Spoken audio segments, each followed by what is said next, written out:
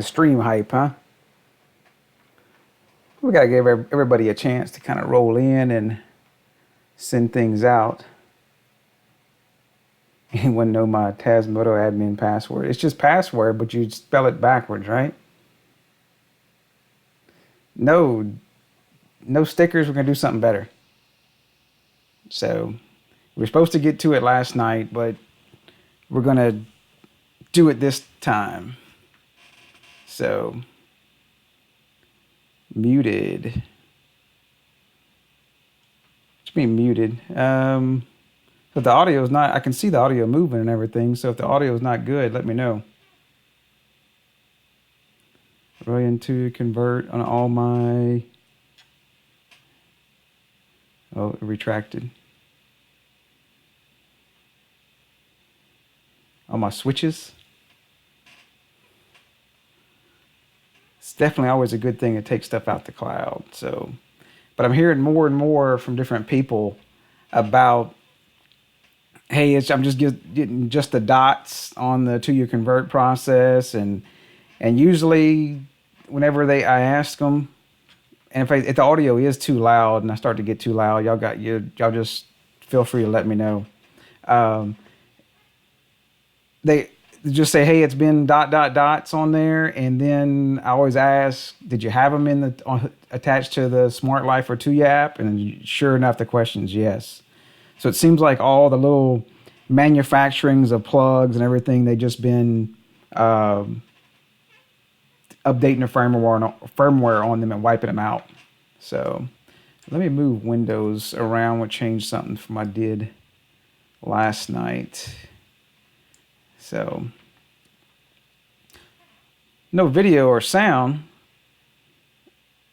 You watching from a putty terminal or something, Bobby? Just all text based?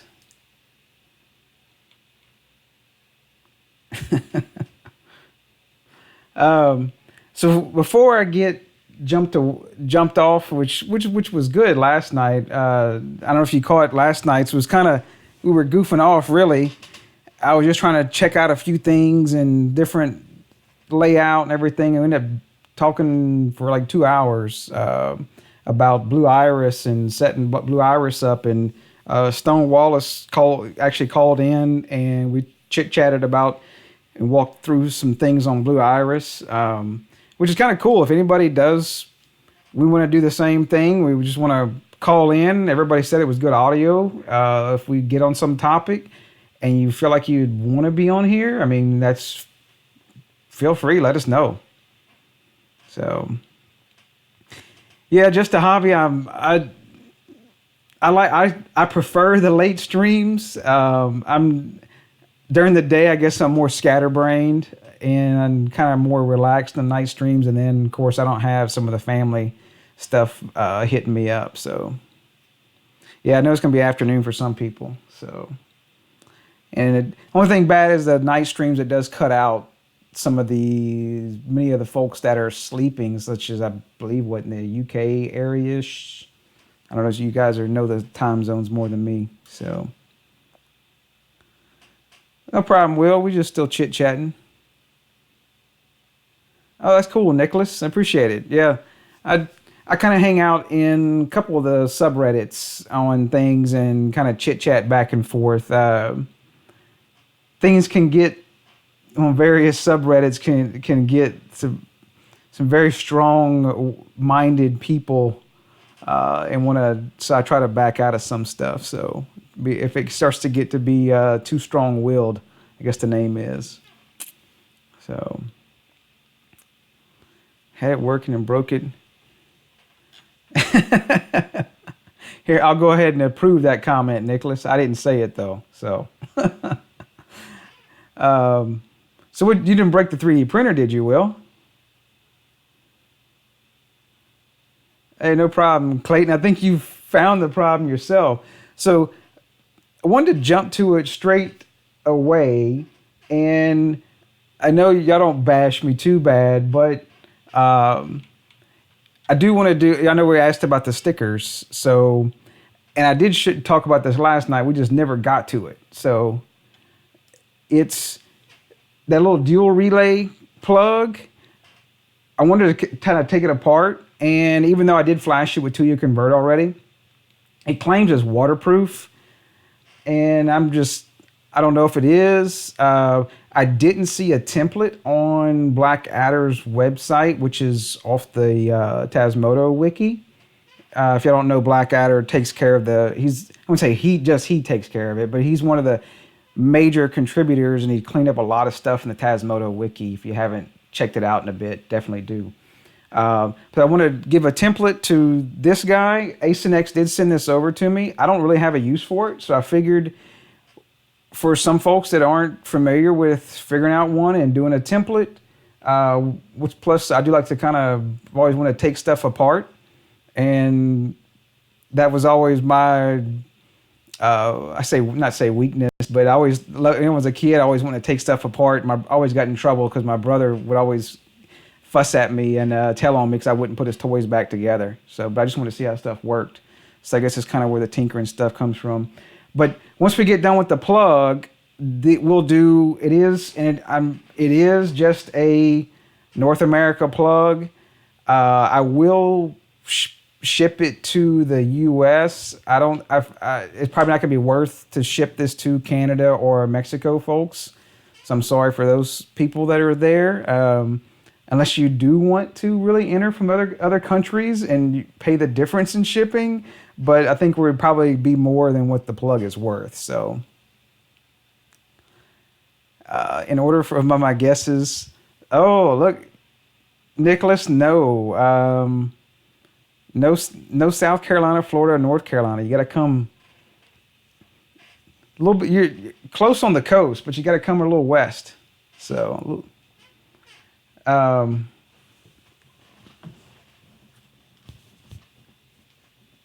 so Louisiana actually. So the big melting pot of things. So I've got two. So this is just the standard plug. I don't know if this is going to come out right on the camera. It's going to probably try to show through. They do have a little yellow waterproof plug that goes over the front of it. That's one thing I really didn't like on there.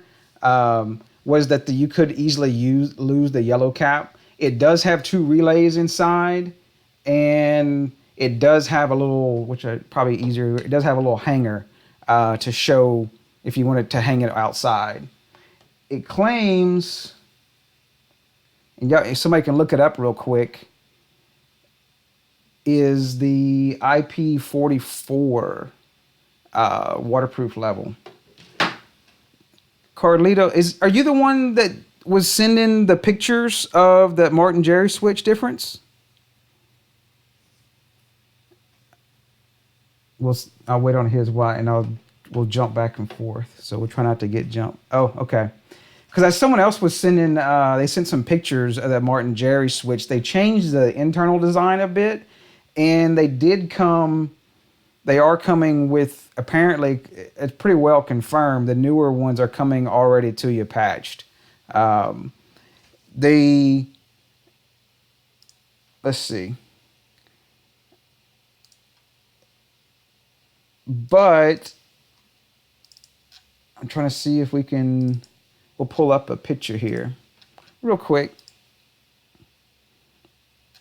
So they've changed a couple things it's still that same 2U module in there, which probably with the 2U convert stuff being patched again, I started to mess with it and 2U convert came out. There is on Thingiverse for 3D printing. There's some actual they're really small, and I have some pogo pins as well. And it was basically a little cap that you stuck on top of this 2U module, and it would do the RX and TX, ground and hot and GPIO 0. And that way you wouldn't have to do any soldering. You could just take and go chunk on top of it and, hold it there and plug in your USB and then flash it and get off of it. So probably have to fire that work back up. And I know there's a couple other people that have grabbed some 3D printers in the meantime. So maybe we can all do a collaborative effort. So, but this is the board in the inside, and they've changed a couple things on it. They took the voltage regulator off of the board itself, but I noticed on the back,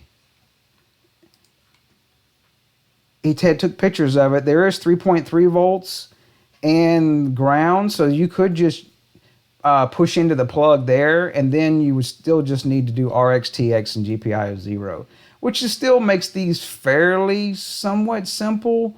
They're easy. They are easy to open, and you can easily, without destroying them, and put them back together. I know it's kind of going back old school. You know, we've all been kind of spoiled with 2U convert, but hopefully maybe they'll find another exploit. But it's going to be, you know, that cat and mouse game where, you know, they patch it and then maybe they find something else and then patch it again. So it's all going to depend. And, you know, it's really been huge lately, especially with all the plugs and the light bulbs. Because some of the light bulbs that you can't, you know, so because the chip is down inside the neck and you have to destroy it. Same thing for some of these plugs that, you know, they're glued shut and you have to destroy them to open it. So, but definitely not the end of the road for anything. We still have some plugs that we can open that have screws, and we'll just have to kind of gravitate to some of those. And some of the light bulbs are still easy to flash because you can solder to them, but you can get to the pins on top, different things like that. So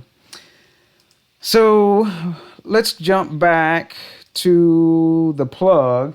I noticed they had I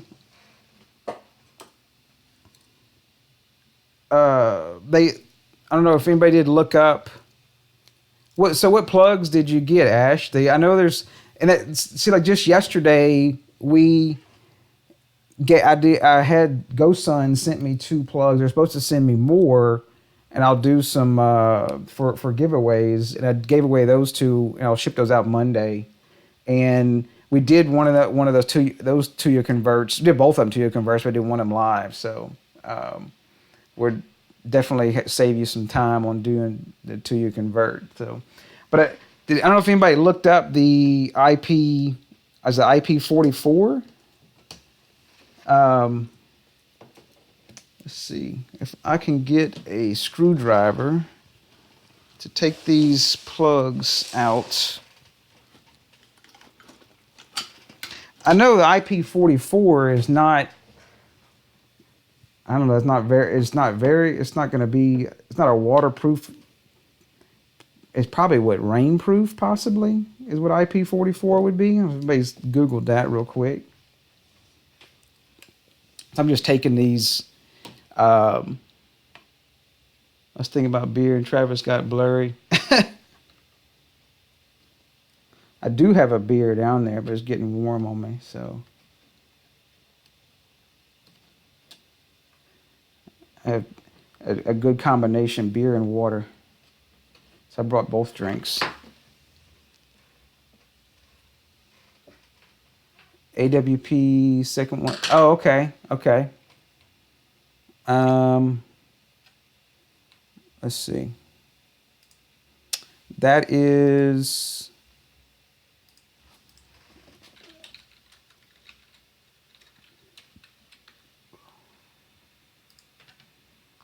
these. Yep. And people have actually had issues with that before. So with these, they're coming kind of picky with a lot of. I think they were calling those the Tekken plugs, but of course there's several different models of those.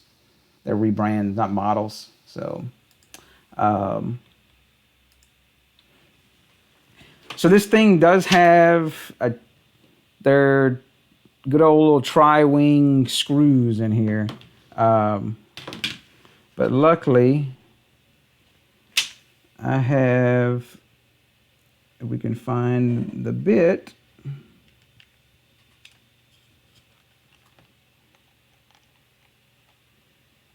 Here we go, right here. My cheap little bit thing. Fridge is turned off randomly on Tekken SP2. And that's the that's it, the Tekken SP20. Is that plug rebooting or anything, or what? Have you checked to see like the up there? Look in the information. There's the uptime. Oh, on ESP Home. Okay. Yeah, I haven't done any. I've only really done sensors on ESP Home. I haven't done any switches or plugs, and no disrespect on the thing on the project. It's a great project. Just sometimes I feel some different devices are more work than it should to get them on ESP Home. So I just use them on Tasmota. But also because I use the MQTT with NodeRed though, so for a lot of my stuff.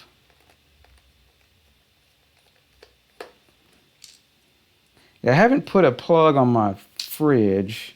It's actually not a bad idea. I have another plug I could probably do. So, so now you got me thinking.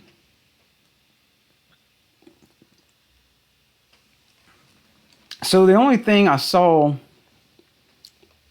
on here, get better with NodeRed. Yeah, we could do some of that. So the only thing, anybody look up IP44 yet? Because I'm not seeing any rubber seals. Now it does, they do have a slight lip on it that fits down in a groove here. I guess that would cut out possibly some rain. So I guess, what does the IP44 mean? IP44 rating.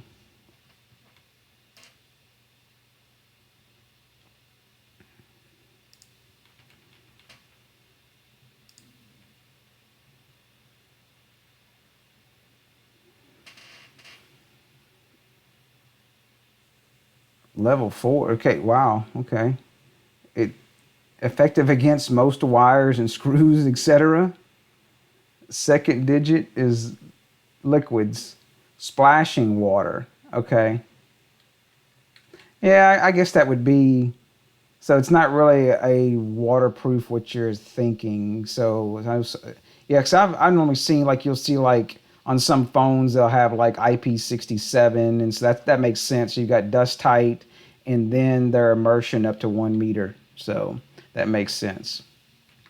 So it's, I guess you could say it's in a way waterproof, but it'd be somewhere we would want to mount it where it wouldn't get wet. Just it could get some splashing. So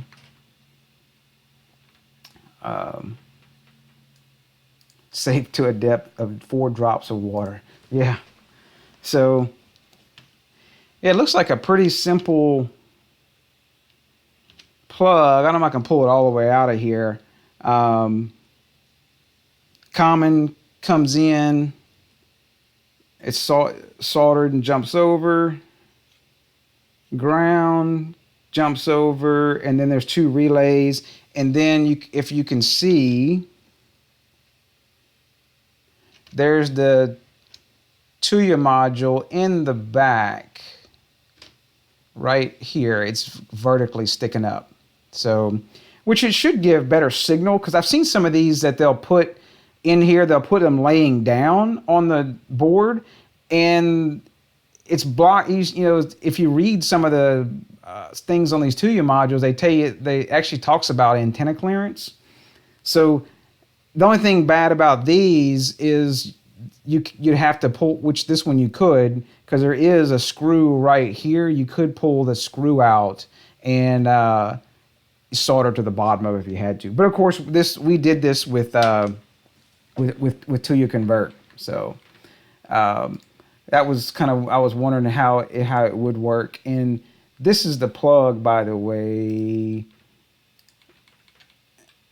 right here. So they do have, it looks like a 6% coupon, but we'll pull that up in a minute. Let's just get to the meat of it, right? And then we'll jump to something else possibly. and after we do the giveaway on this thing. So, last thing, the relays. Trying to see if I can read them here. Are rated. I don't see if I see a rating. If it's 5-volt DC, 16 amps. So what do they show on the bottom of here?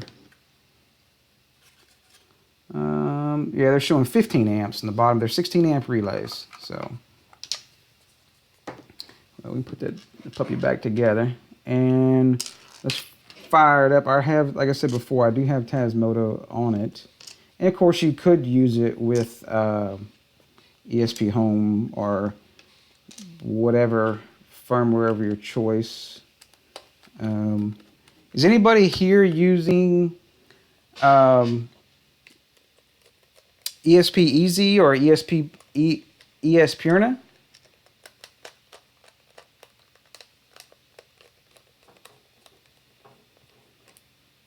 Probably everybody looking like, what is he talking about? ESP who? Don't strip these out too bad. We'll put the plugs back in them. I'll put those back in later. Yeah, I've messed with them both months ago. I need to go back and circle back. I saw someone had posted it. It almost kind of had a NodeRed looking thing to it, where like you do like automations and rules in ESP Easy. The only thing I had a problem. Second product preview for that plug. The device is telling the lady what to do. See, here y'all go again. Let's see.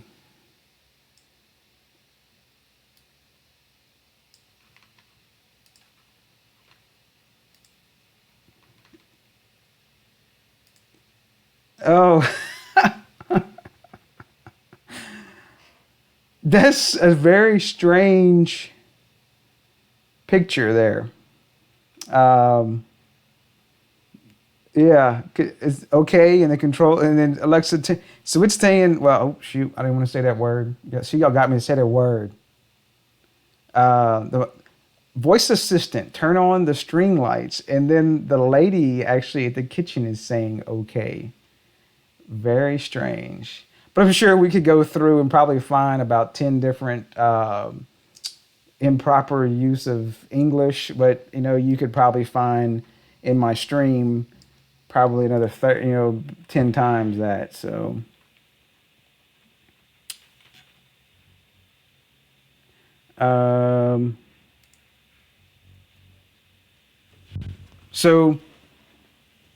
all I'm going to do here is, if you're not familiar with these, they're great little something you should have in your bag of tricks per se, is just a little circuit tester plug. I've got 2 of them and plug them into both, since it is 2 different relays. So we'll be able to see if they do. And I'm going to turn the light off here so we can see the LEDs a little easier. So, what up, Jim? You missed it, man. We just took the plug apart. So, but we just kind of looked at it and want to see what they consider to be waterproof. And we've determined it was waterproof for 4 drops of water, not 5. So.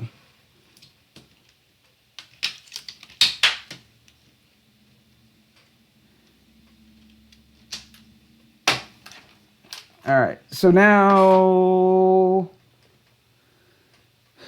let's see. Shouldn't have it on, and we'll check I'm gonna pull up the IP address because I don't know which one it is. Oh, yeah, I'll probably want to be able to see, right?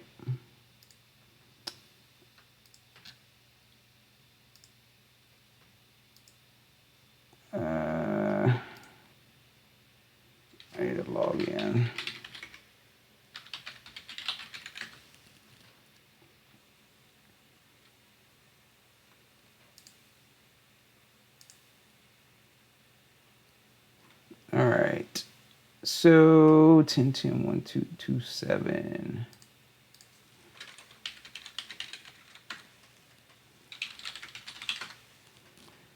All right. So if you haven't done this before, hey, what's up, Donnie? Are you tracking me now, Donnie? Yeah, I'm in Baton Rouge area.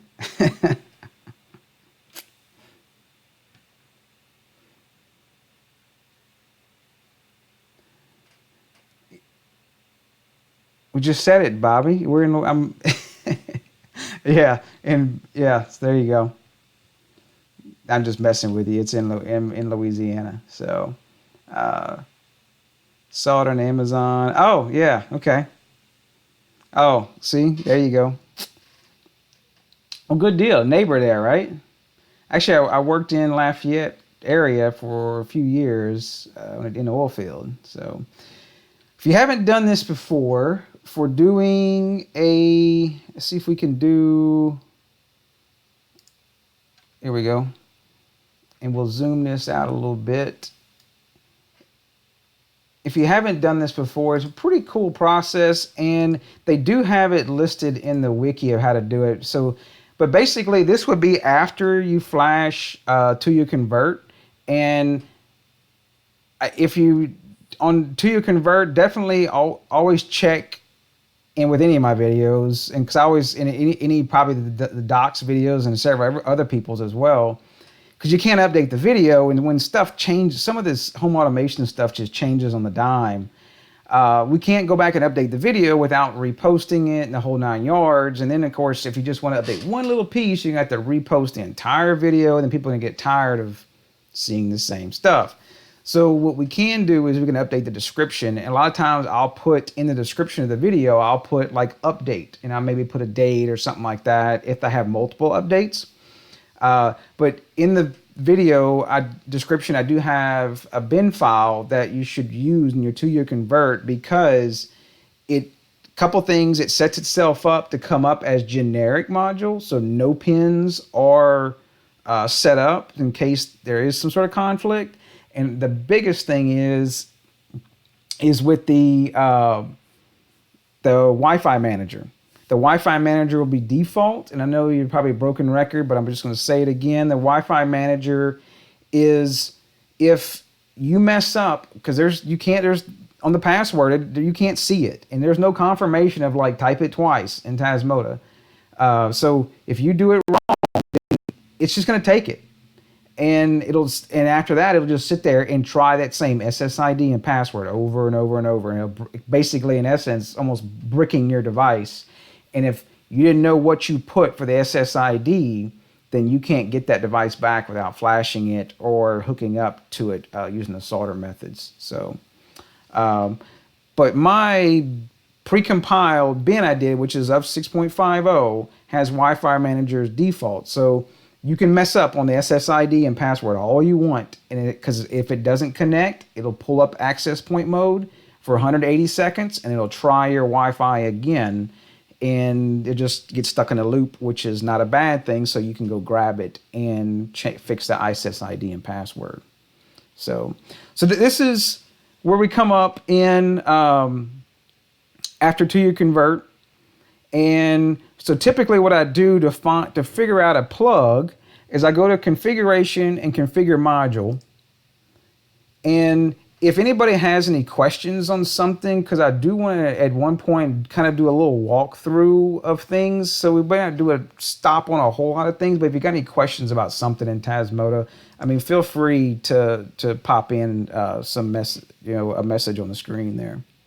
So what I do go to configure module, make sure it's on generic, and I'll go through and typically set all of these to relay different relays. Now, generally, I will skip the serial, because a lot of times they won't attach stuff to the serial pins, but sometimes they do. So I'll attach to relay 1, relay 2, and relay 3, relay 4, relay 5, relay 6, 7, and we'll do down to relay 8. And hopefully we'll get lucky. So we got 1, 2, 3, 4, 5, 6, 7, 8, and then we'll save it.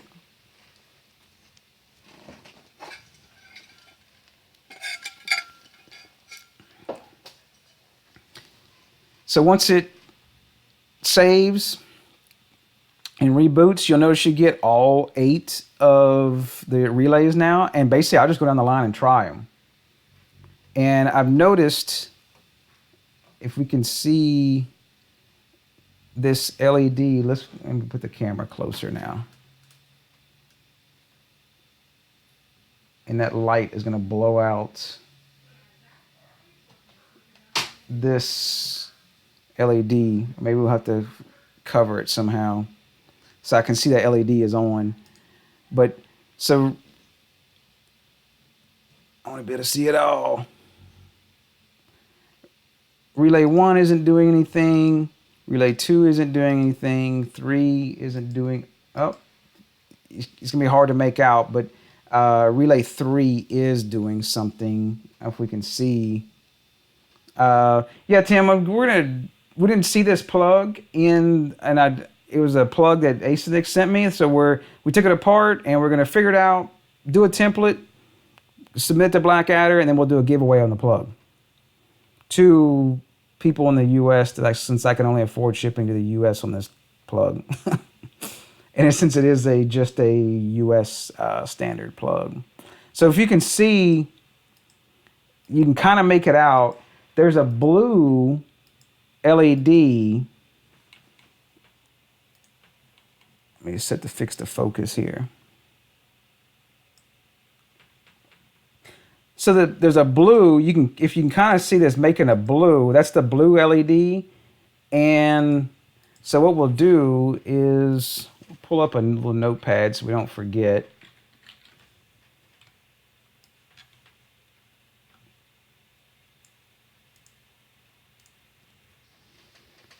Yeah, we probably would spend $30 shipping a $20 plug to Canada.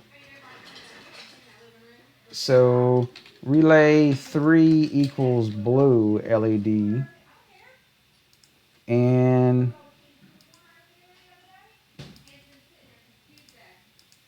then relay 4 is going to be the green, and these are going to be both inverted. And yeah, that's what I said. Open it, please. Y'all want some? Hey guys. Hey. Don't you got to knock over all my stuff. Hey, I want some. Thank you. That was not for her, by the way. Can you close the door, please? Yes, dear. Thank you. No wine for the minors. So,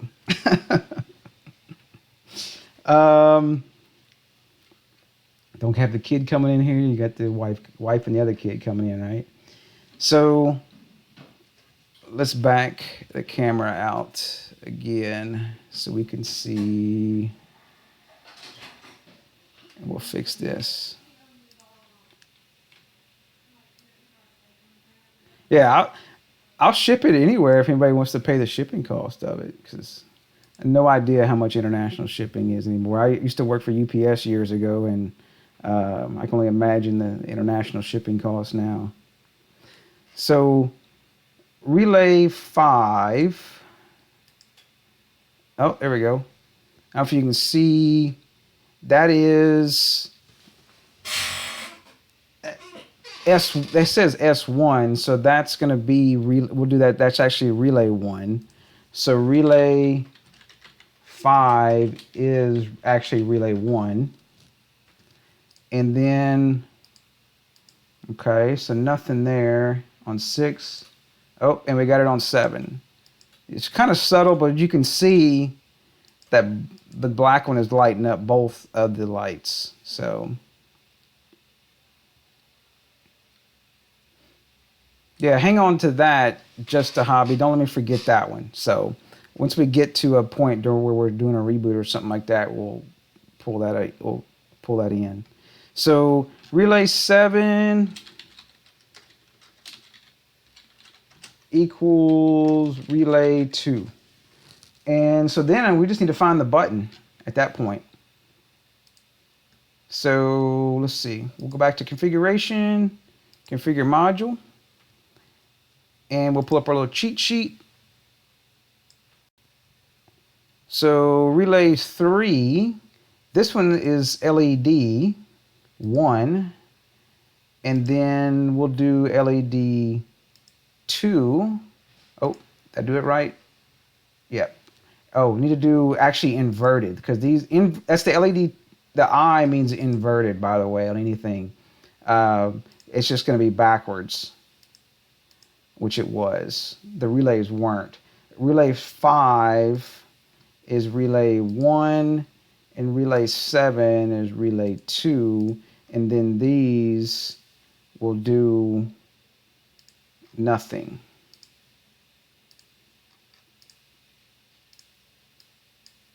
And we'll do a none.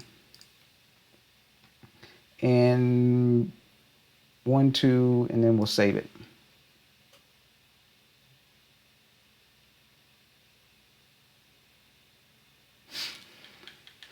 So when you say it shows offline of HA, I wonder now, are you restarting the entire and you have MQTT running? That's kind of what I was thinking with the teleperiod, but he should be using LWT. It's running. I wonder if the core version, I think I remember. Yeah, no, actually 6.5, they went back to core 2.30 that everybody didn't have an issue with.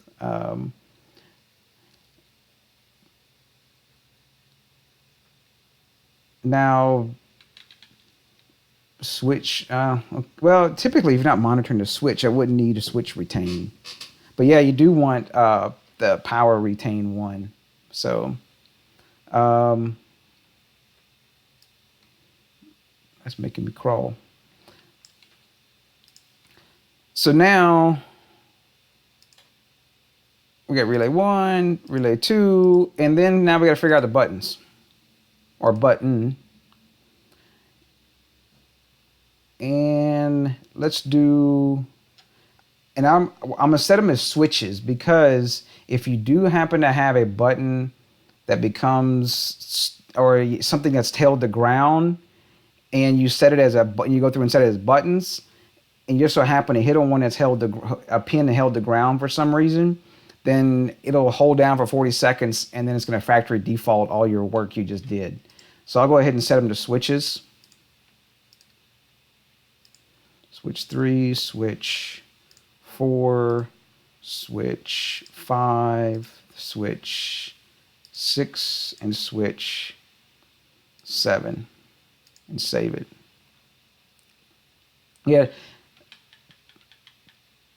So you're running a Sonoff Dual. You should just be using kind of the same template.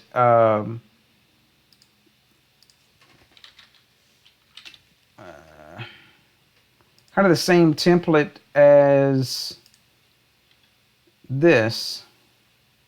Or are you using auto discovery?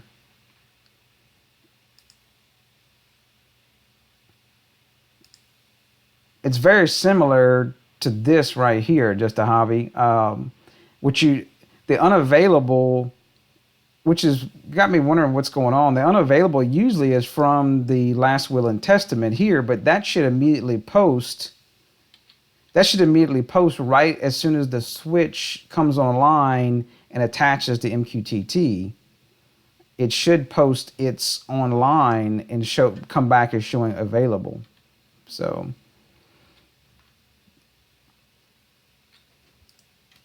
if you wanted to kind of compare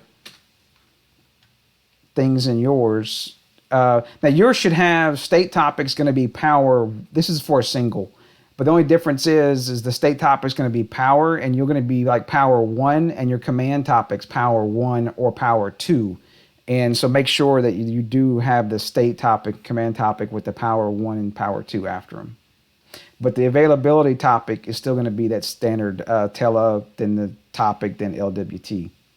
So back to figuring out the buttons or the switch is I'll do a status 8 and hold down. I'll hold down the button and do status 8 and let off. And what I doing for that is you'll see right here, this tele right here, it posted automatically before I did push the button. And what I'm doing, I'm just comparing switch 1 is on, switched, and I'm looking to see which one is different. And you can see it here, switch 5 is on and switch 5 here is off. So I know that switch 5, if I go back to configure module, is actually going to be my button.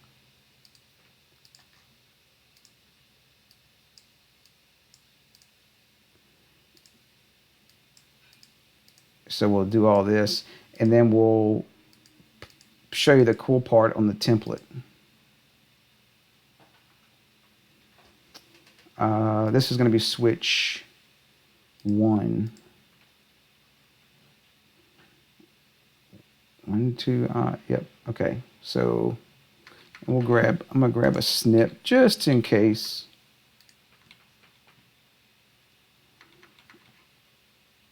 New, just in case I don't have to redo anything. If for something goes weird. Oh, we want to do button. My bad. Because I want to do it as a button to before we send that to Blackadder.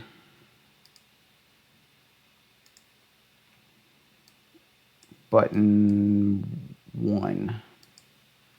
And the same thing, see these button 1, while there's multiple buttons, you have button 1, then you have button 1 no pull-up resistor. It's an internal pull-up resistor. And you have button 1 inverted, then button 1 inverted no pull-up resistor. So I could get this backwards, and it could end up factory reset and everything, which is why I grabbed a snapshot. Because you could have a button 1 inverted.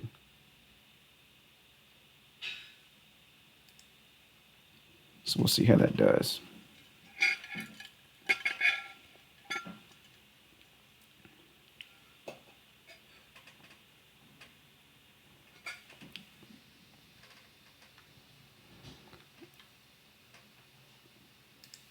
All right, so now we push the button.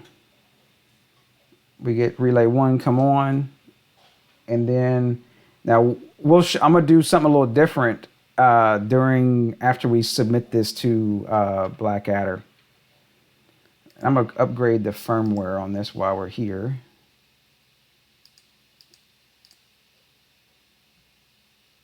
To the one I was talking about earlier, 6.5. With the Wi-Fi manager. So I have there's in one of the automations I do when on a HA restart is I have it actually go and just post a message to all of my the group topics. Let's see, and that will make all of your switches kind of spit out their states. I'll pull up what I do on that one. I should probably put this, and there is another way to do it as well by doing the state command if you're using auto discovery. Automations.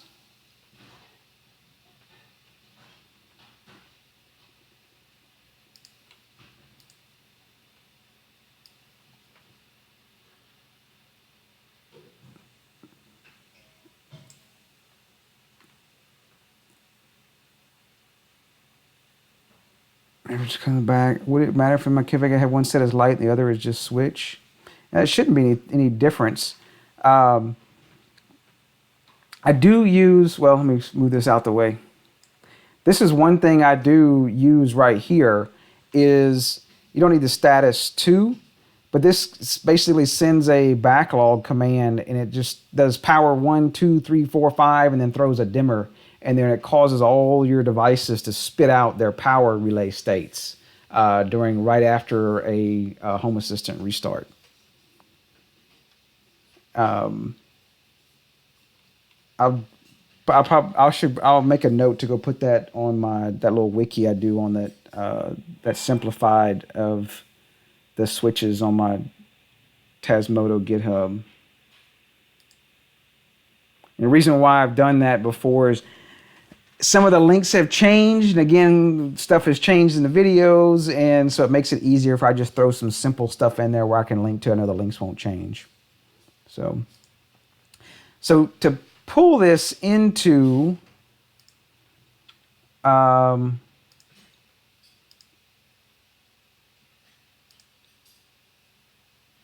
sensor update. Which sensor is that? Oh, you can add the sensor. You can make it push the sensor. Can you just type sensor on there to get to do that, or no? Oh, okay. What's the I have to see what that one is. I know there's that sensor. Maybe I don't have any sensors. That's why it gave me the error. Wiki.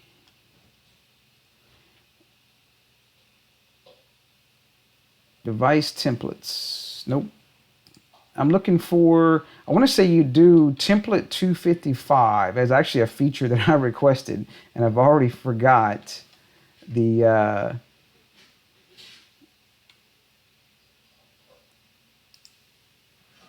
on how to do it.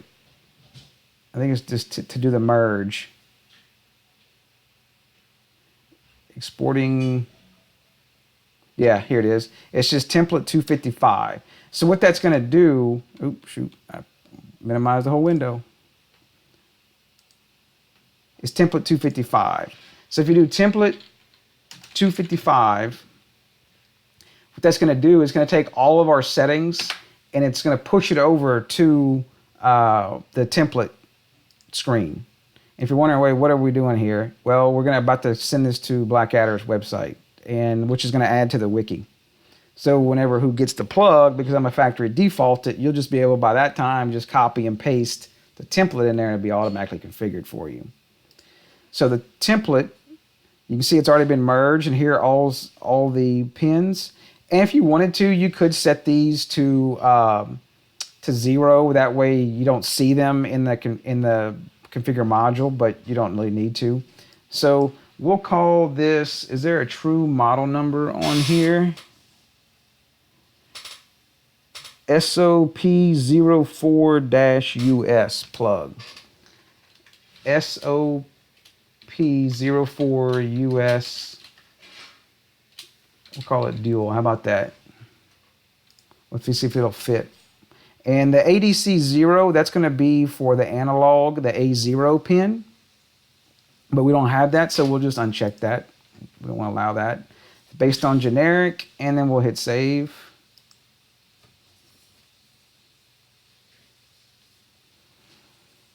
And once it reboots, configuration, configure module, and then you'll notice there is that your module now.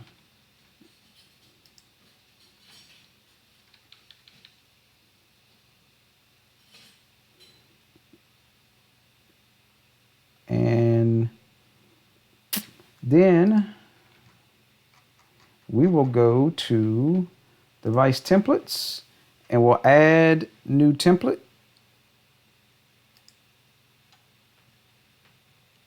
Let's see if we can make this a little bigger here for you. Manufacturer and model. We'll call it Acenx SP. I forgot it already. How about let's just copy and paste.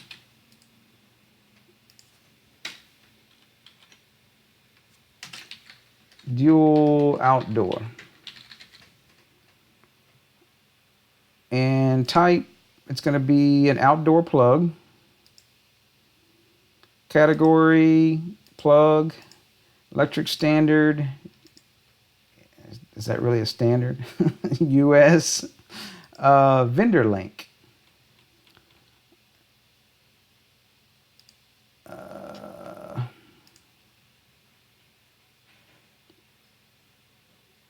Yeah, I've seen it more and more. I know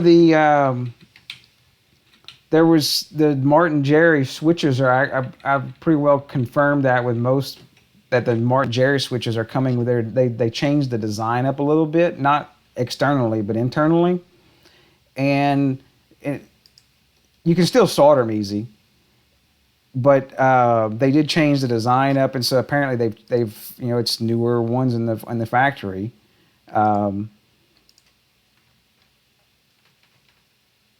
And the other part was I was just seeing that they are patching all the firmwares, it seems, because more and more people are saying, like, hey, I just seen all the little dots and it's not letting me patch and everything. And and I'll ask them, hey, did you have it in the Tuya app? Did you have it in Smart Life app? And they're like, oh yeah, I had it there a couple days ago. And that's patching them silently. So yeah, I saw that, Will. That was pretty cool, that new update y'all were doing for that. So this has been kind of figure out how to grab these pictures off of here. Copy image address. Let's see if that'll get me a picture. So here we go. We got a picture. Add new template, direct image link. And then here's the most important part, is the template. Is to get that off of the plug, if you just go to console and type just template, you can see there's your template. Firefox has built-in screen capture. Oh, cool. Mess with that. Here's your template you want. Because basically we did the template 255 and that copies from configure module tab down to the template tab. And then you just come in here and type template and you can grab your template straight out and paste it right in. That way the next guy or gal that's doing this plug, they don't have to sit here and figure out all the little relays and buttons and everything. So there we'll paste in the template. And the notes are going to be relay to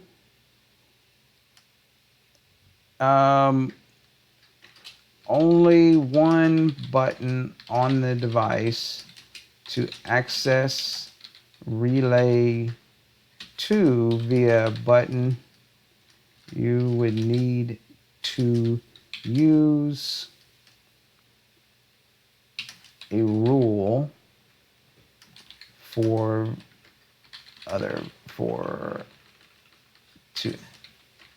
toggle the relay, which is what we're going to do right next. Oh, where did I miss it at? You would need, oh, there you go. Told you I'd mess up on English, right? Be like the half the Amazon smart device entries. Only one button on the device to access relay 2 via a button, I guess the D button. You would need to use a rule to toggle a relay.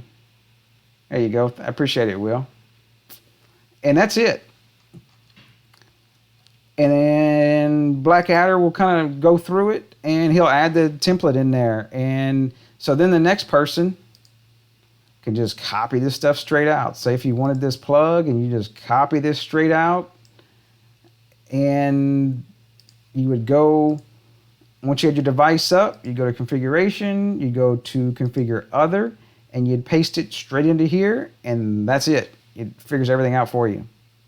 Yeah, he's been crazy about all the devices and stuff.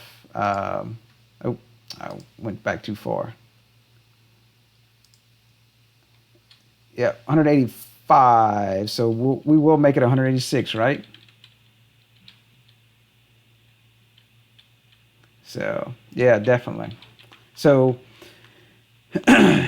some of them are duplicated a little bit, but sometimes people don't know the models, or because there's so many rebrandings done on some of the plugs and switches. So what is the BSD? Oh, the one I just clicked on, huh, Will? Okay. Where do they come up with these names and acronyms and things? I do not want to know. So that's it for the plug, except for we're going to do one thing on the plug. I wanted to do is, and why it is blinking is because of MQTT. So let me throw my stuff on it right quick.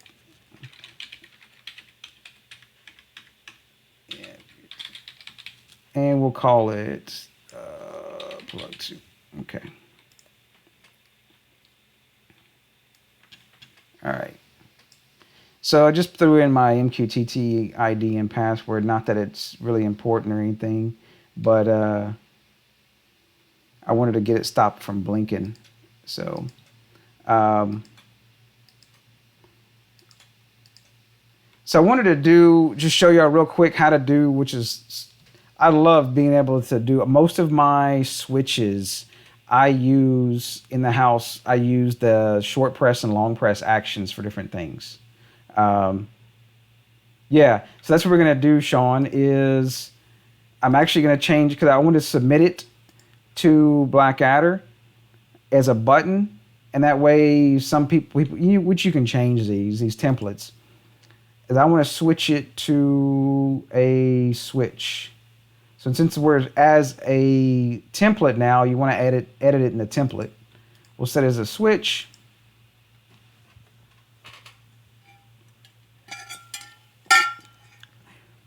And they do have some other stuff. I just don't do it that often with the buttons. Is that you can do like the double press. I tried messing around with that and I had a couple issues with it. So in the console now, if we push the button, you'll notice that as soon as I push it and then let go, that it will go to on and then go to off. So you have to hold it down to actually make the relay be on. That's because of the switch mode. So if we go to the Tasmota Wiki and look under commands, and what's really cool is if you can just go, actually a lot of times if you go and put hashtag switch mode, it'll jump straight to it, or you can just do a find. He's put anchors on all these things really easy.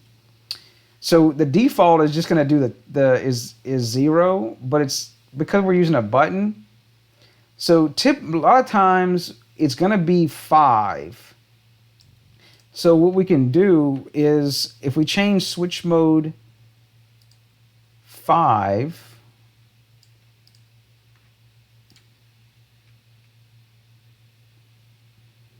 yeah, and then you got to mess with some switch options and stuff.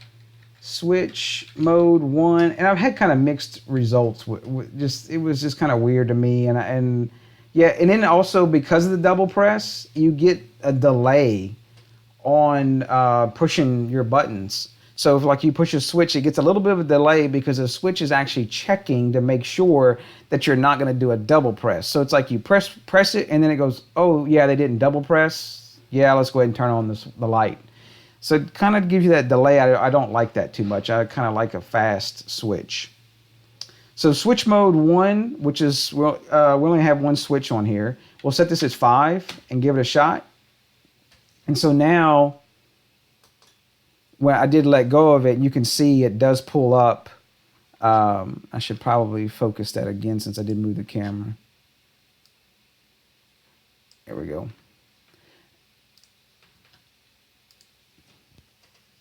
And it is turning green, but my lights above me are washing it out. And then you push it once, and so it's just still doing relay 1. But a real easy way to figure this thing out is do a rule 1 and say on switch 1 state Now this is just a test, so I like to see what is happening. Is say do publish my test button, and then you do value end on, and I'll paste that into the chat just so you'll be able to easily see it as well. So all we're saying is in rule buffer one, it's not because you can put multiple rules in one buffer. And then you'll say on, which this is your trigger. So the switch 1 is the device, and then the state changes. And then what do you want to do? Well, I want to publish an MQTT topic of my test/button, and then the payload will be the value of what the state is, and then you end the rule. Now, if you wanted to do another rule, you could do the same rule in the same rule buffer. You would just continue on. You'd say on switch, 1, blah, blah, blah, but we're not doing another one. So then you'll notice now that it's in there. And then you have, now it's telling you there's 456 characters left in rule 1 buffer. I get that, so I did as well get this confused, and a lot of other people get it confused as well. They're like, well, I can only put 3 rules, but there's only 3 rule buffers, but you can put as many rules in those buffers of the 511 characters. So, but you need to turn on the rule. If you do rule 1, right. Well, it's a kind of just I call it a lot of times I want to call it a bucket. It's a bucket of rules. So now don't forget to turn it on, because the rule 1 is now on. It was off earlier. Now, when you push the button, you'll notice it doesn't turn the device on. And let me get this out of the way. It doesn't turn the relay on because we've stolen the action of the button. It isn't going to be tied to turn on relay 1 anymore, which you can really apply this to a lot of different things. If you watch some of my various other videos, I do a lot of different rules with buttons, and you could basically, and I do this myself with one of those little round plugs. I have one on my nightstand, and it works great as a button, and I use it for long press and short press actions, and I already had a power strip on my nightstand from like phone chargers and things. And so all I do is I thought about, well, I'll go ahead and take a Wemos D1 Mini. I'll print me a 3D case. Then I have to get a charger, to do it through USB. Well, hell, one of the little round plugs are what, $7, $8 or so. And so it was already ready to go in a package with the power supply, and it already had a button on it. And I just use it to actually toggle my overhead lights. Yeah, that's I don't have, being where I'm at, I didn't. People do have garage doors, but I don't have a garage door. So, I would highly if do some rules if you're doing with Tasmota doing a garage door. So because you could just do a little custom rule on that read switch to send over the state, and you'd want to use a publish to. The publish to is going to be a retained, because you'll want to have the state of the read switch of the door being open or closed, and you'll want that to be a retained message. But on that retained message, you'll make sure and want to use the last will and testament for that Tasmota device, so you would know if it went unavailable, you could have that unavailable state. So you could drive like notifications or something off of that, like, hey, your garage door went out or something. So yeah, you won't get that because basically you would just say read switch. What we've done with it. I'm probably saying just a hobby, probably on like a lightning deal or something. There's like those GoSun ones. There's there's tons of the different plugs. I don't know. Let's go take a look real quick. We did last night. We were messing with those GoSun plugs. What that's, as of now, what they're 33 divided by 4, so it's 32. That's like 8. That's a little more. Yeah, so it's not 7, but sometimes you can find these on Lightning deals. So I guess is what I was saying, about $7, $8 if you find them on Lightning deals. So, but they work great just as a little button. So, so basically, back to before we got jumped on the garage door thing, Will, is now we push the button once. You'll see it's doing it's sending to my test / button. It's sending a 2. Oh, and one thing I wanted to do, set option 32 is how long you have to hold down for the long press, by the way. It defaults to 40, which is 4 seconds. I set it to 8, which would be 0.8 a second. So now when you hold it down, you're going to get the 3. So you can see exactly, well, now there's a 2. Now we hold it down, there's a 3. So based on that, we'll do rule 1, on switch 1, state equals 2, and we'll do a power 1, and you don't have to do this in caps. I just find it easier to read sometimes. Toggle end on, and then on switch 1, state equals 3, we'll do power 2, toggle end on. So I banged it out real quick, but you can see it's basically when you do a short press right here, it's going to toggle relay 1. When you do a long press, it's going to toggle relay 2. And now when we push the button, watch the yellow tester. It comes on, or you can also see on power 1 on the console. And then if you hold down, now you get power 2. And if we just press 1, you can just do single relays, or if you hold down, you can do relay 2. So really cool way to do a simple rule and have one button on there. And I always do that because sometimes you will need that switch mode 6. So what I always do is I make that really simple little rule where it sends the state no matter what, and that way I play with my button a couple times, and I want to see that 2 and that 3 and how it's going to react. And as soon as I see it on the console, I know exactly what I want to do. And that's actually what I do and I know you've probably seen that smart control video I did with the Zimmy Smart lights.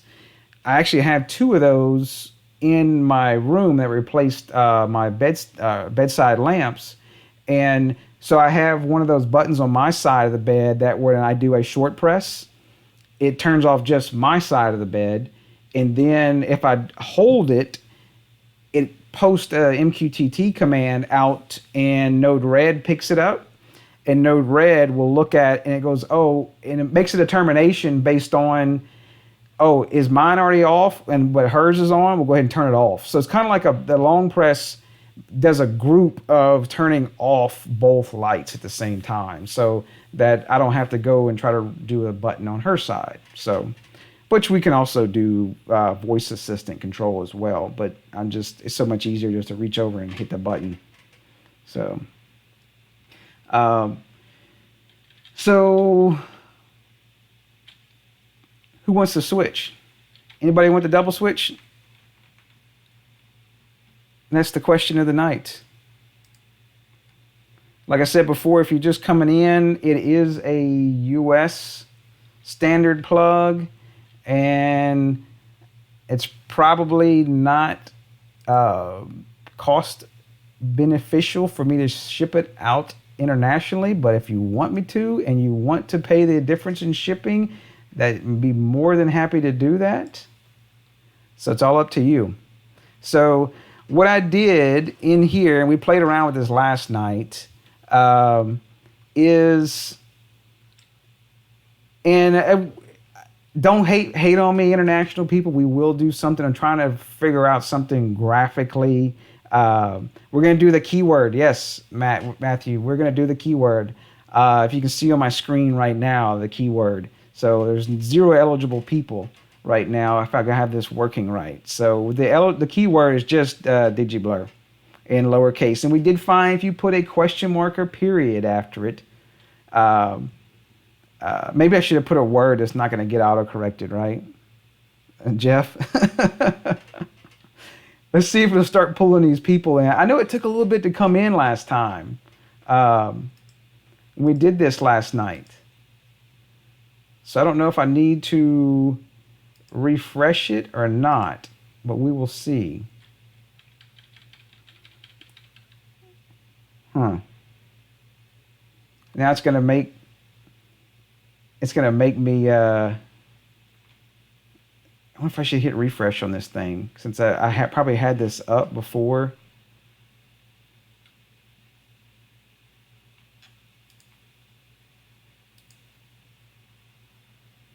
Will you be on the US? What's that? Will be in the US? Oh, okay. That's cool.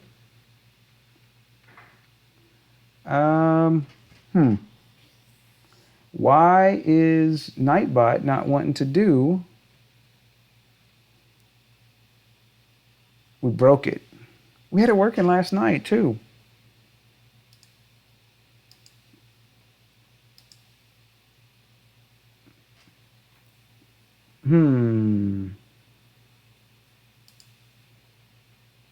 See, that was from last night.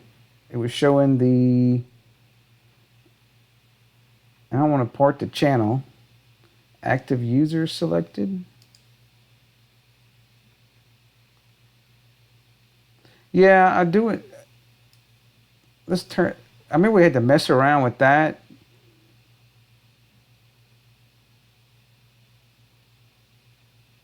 Yeah, because we actually used it. We used it for twice.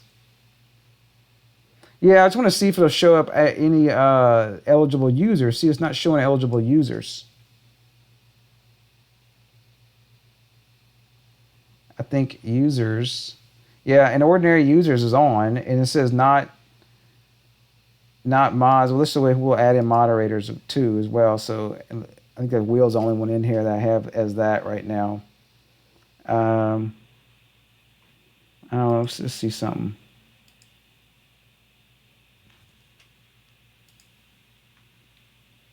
It is going to make a liar out of me. I see it's linked up. Is Nightbot not working?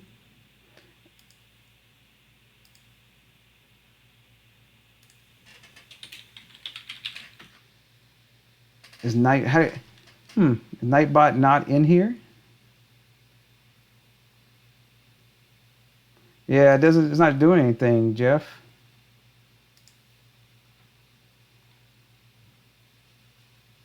That is so weird. Let's take him out the channel. And then we'll join the channel again, right? We got to go give Nightbot. Let's see. Let me do, in case that's a custom key. Hold up. Part channel. And then we'll join channel with that key. And go to community settings.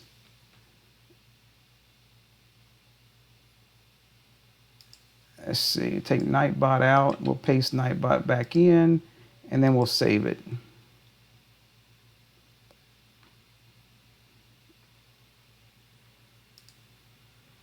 Close. Giveaways.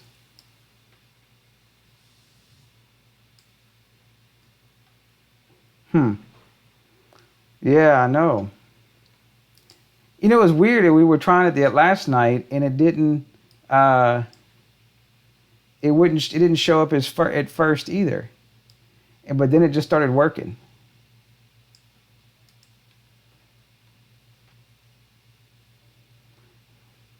And I'm not seeing it even actually in.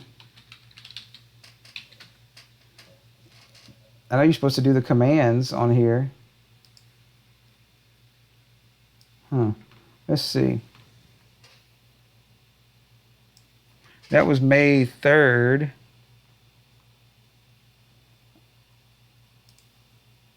How do you make it join the channel? We broke it apparently. It's not joining.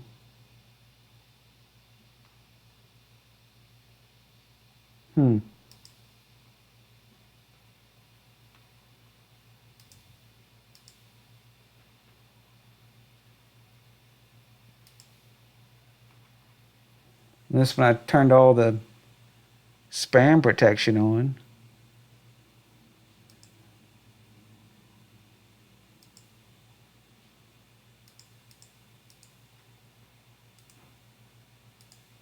I don't see anything else that would make it join. Unless I need to log out and log back in. Unless Nightbot's having some issues. Anybody else have any other ideas?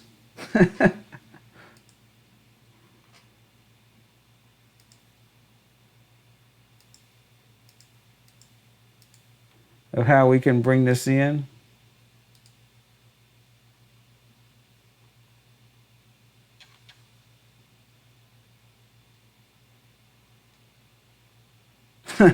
Went up to your watch count went up to 10 people.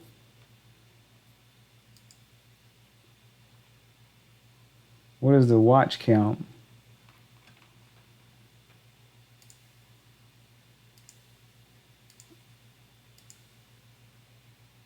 Yeah, that's definitely, I think, what we're gonna have to do, Jim. I didn't want to do that. Yeah, we just should buy. Look, we'll just buy 50 of them, right? There's 50 people watching. We'll send out 50 of them, right? What could go wrong?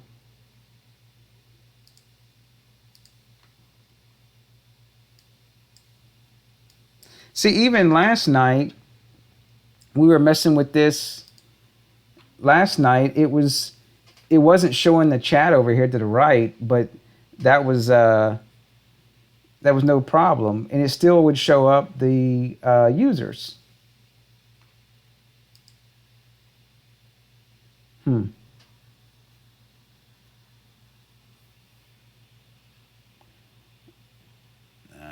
thinking here, how can we do this?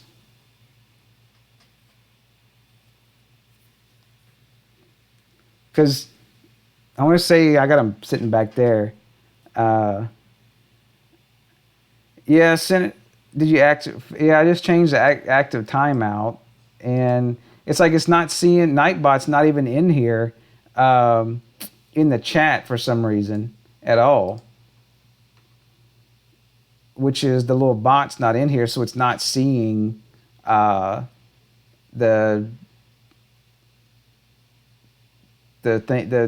live stream basically. And that's what's crazy. The only way you can test it is, that's what last night was about. You can't really test it without people in the chat, and you can't do. I don't think it does unlisted ones. So, I don't think I have it unlisted. I wouldn't have done that. No, it's privacy set as public. So, Nightbot is drunk, definitely. And see, it's not even showing the channel chat logs, so it's not even in there. I don't know,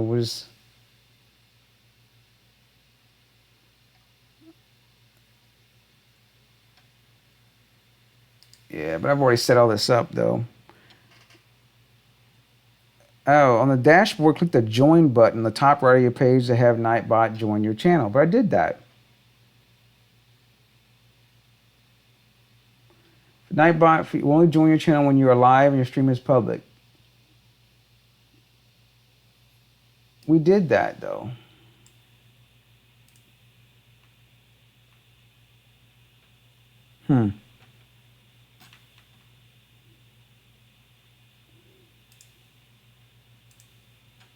I don't know what y'all think.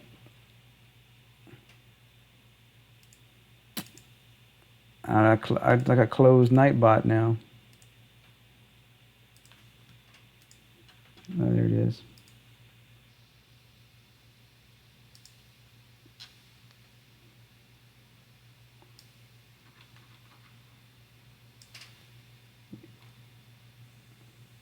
How about we do this? So everybody that's in here, and this is the only thing I can think of right now, is everybody that's in here, send me an email to digiblur@gmail.com. And, well, yeah, to digiblur@gmail.com. And I'll actually have my daughter go through, and any email that is sent within, which it is 10:55 p.m. Central Time right now, and I'll check the time. We'll check the times on them, and we'll look for stuff that's been, I don't know, within a few minutes of this, and just say, you can just send me an email and say enter me or something like that, and I'll have her go through and we'll print them out, and then we'll just go pick them randomly, and then she'll give me the paper back with the email address. So if that seems fair to you guys. And then, because otherwise we're sitting here messing around with Nightbot is going to drive me nuts. So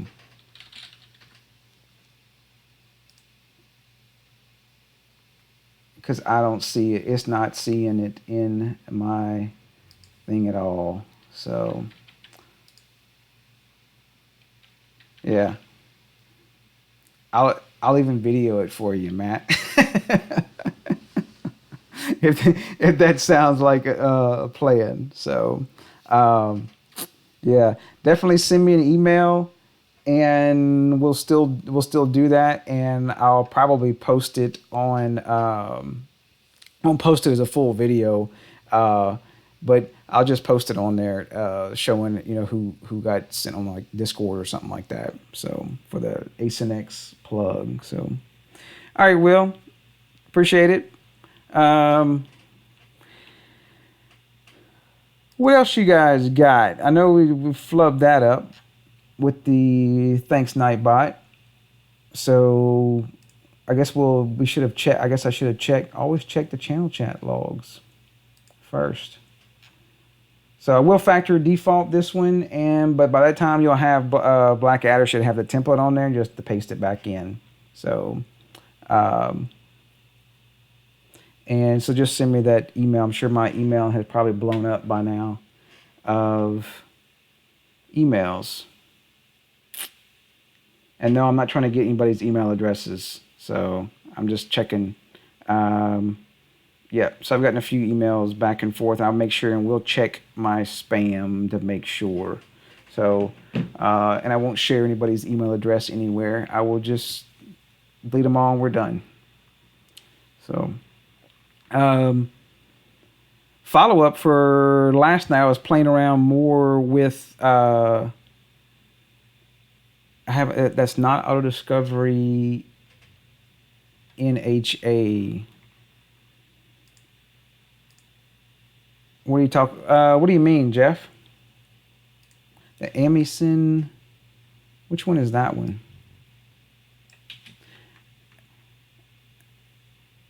All right, Will.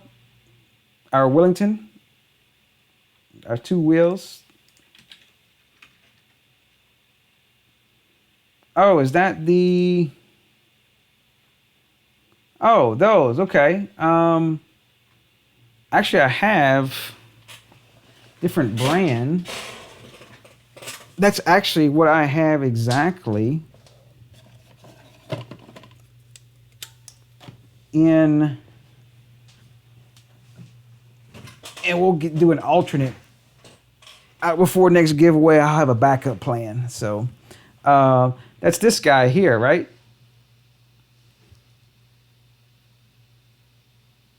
And it's pretty. It's going a little see-through, but you can see it's this guy here. This is exactly the one I have on my nightstand.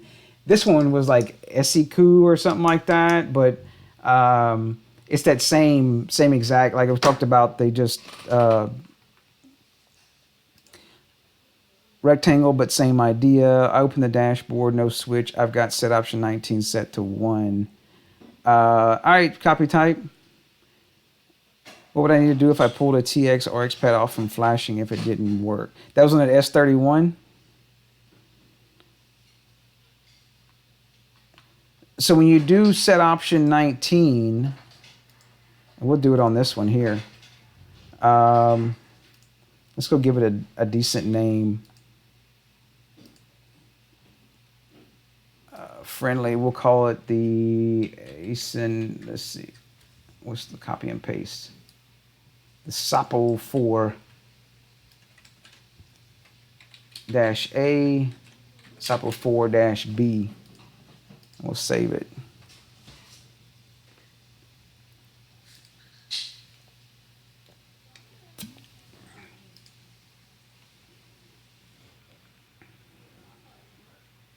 So yeah, hold on to that, Matt. We'll so you're doing does set option 9, Jeff, does set option 19.1 actually do anything? When you do set option 19.1? I got too big. Hold on. You can't see it. When you actually do set option 19.1, does you actually see when I use set option 19, it says off on this one, but if I do set option 19.1 and hit enter, you should see a bunch of info, which I'm not. Hey, Lane, no, I'm actually from Louisiana. Oh, look, it did restart. There you go. Okay, this one, it just did it. So when you see it restart, do you get all of these funny looking MQTT commands? You're going to see like the name here and the power and state, these values. Are you seeing that at all? If you're not, then the bin file that you probably have on that plug does not have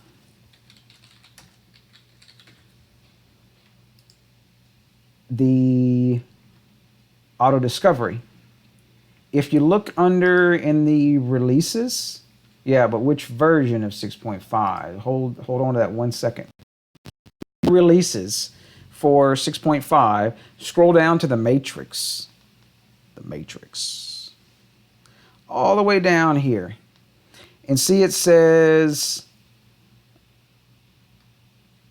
use Home Assistant. If you have the bin file is the minimal, the basic, the classic, it's not going to have Home Assistant auto discovery. So what you need to have one that's flashed with just the regular sewn-off bin. So probably what will fix your problem is if you go right here, it should be defaulted, because if you did flash, this is right after 2-year convert. They put in the basic one on there. If you're using the standard 2-year convert bin file. Now, if you use the one that I said the link is a third party, I do have the MQTT auto discovery for Home Assistant compiled in there. So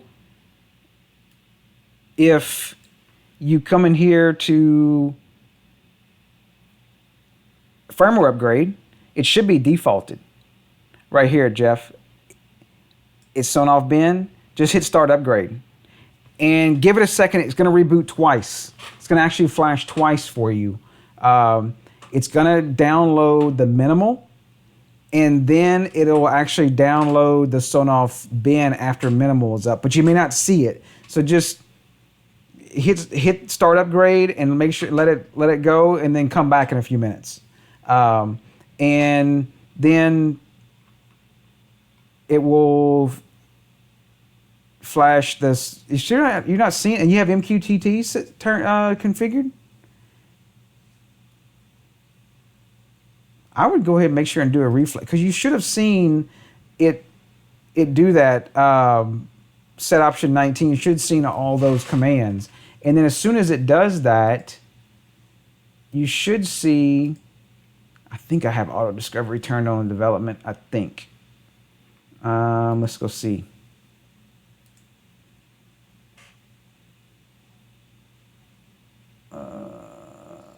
Let's see. Yep, I do.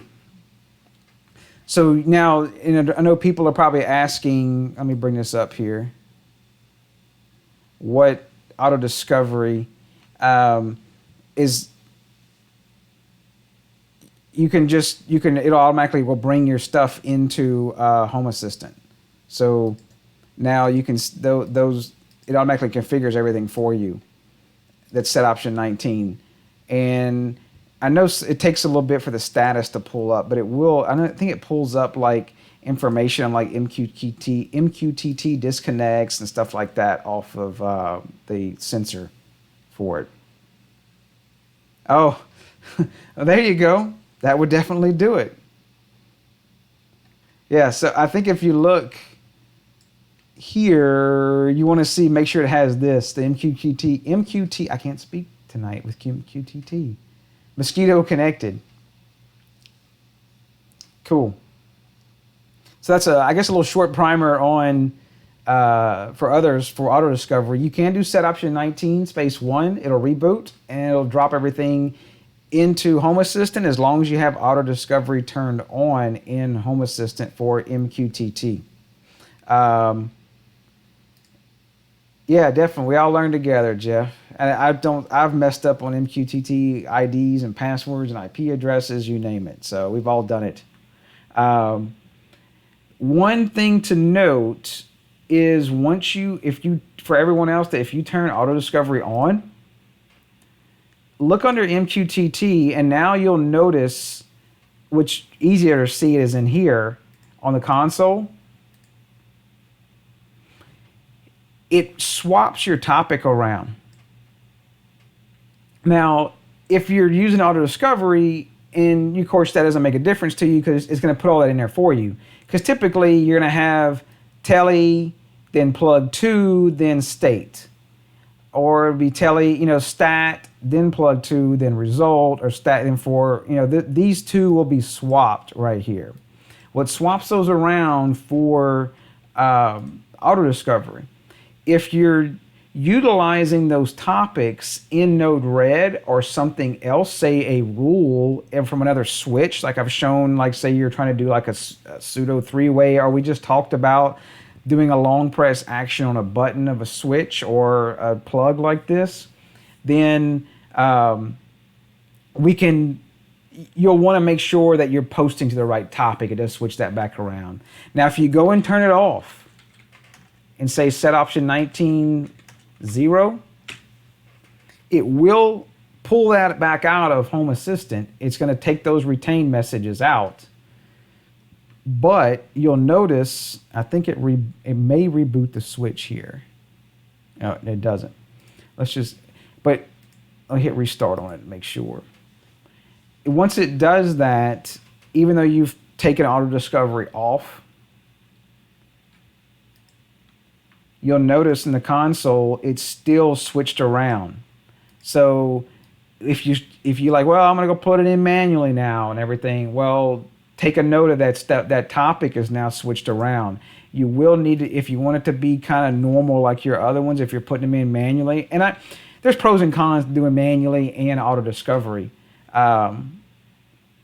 Which auto discovery is gonna be easier, but if you test a lot of switches and stuff in and out and you're moving stuff around a lot, then you maybe want to do them manually. You can just come in here and change the topic back to prefix and then topic, which you can see the default is here. So we're just putting it back, and you can just copy and paste the default back in and then save it. So that's just a little side note. If you're doing auto discovery, if you turn it off, your topic's still going to be switched.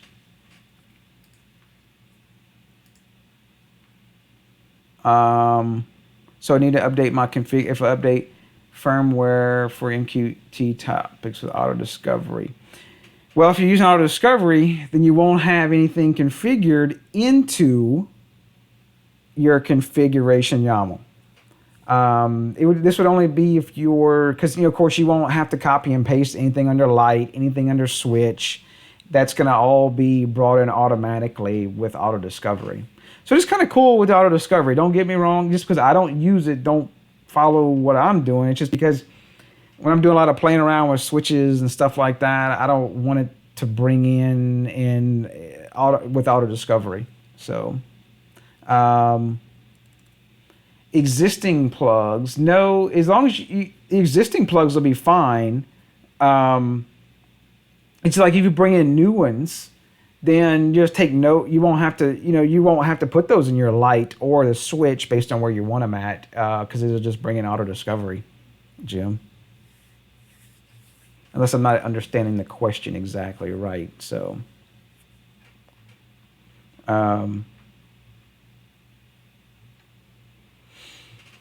So I didn't see, I'm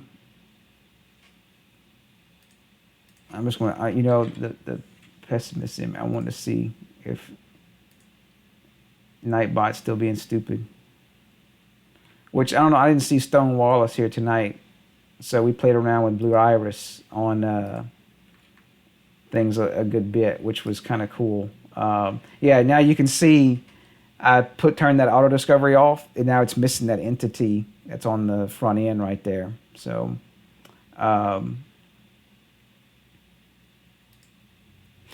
so I did go back through and played around with Blue Iris some more, and actually got these 4 cameras on Lovelace cards actually going through Blue Iris. So.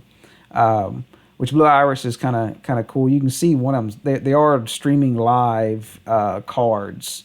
I know there's not a lot of action going on. You can kind of see on one of these on this one. You can kind of see in here. You'll see some headlights in here every once in a while. But that was kind of cool. Been messing around with the Blue Iris. I planned on, if you missed it, doing real quick a little. Small form factor computer, because it does only run under Windows, and I'm just going to run straight bare metal Windows on it and throw Blue Iris on it, and tie it on my IP cameras. I got an older analog system, mix and match with some cameras and trying to bring things full circle. And there's actually Blue Iris does MQTT, which you can see here. So you can do. You can see I've set topics of BI and then driveway north and then motion, and I've just set them as on and off. And so you could use different things in NodeRed or Home Assistant to get different motion triggers to, say, grab a JPEG URL, JPEG, and send it to you, or do kind of whatever you want to do. So that's like my next endeavor is messing with Blue Iris stuff. I don't want to bore everybody again. I'm really excited about it, but it's definitely. I'll show the interface real quick. Yeah, you can see that there's live cards there. I want to mess with the encoding a little bit because the encoding isn't there totally. But let me center this window up where y'all can see it.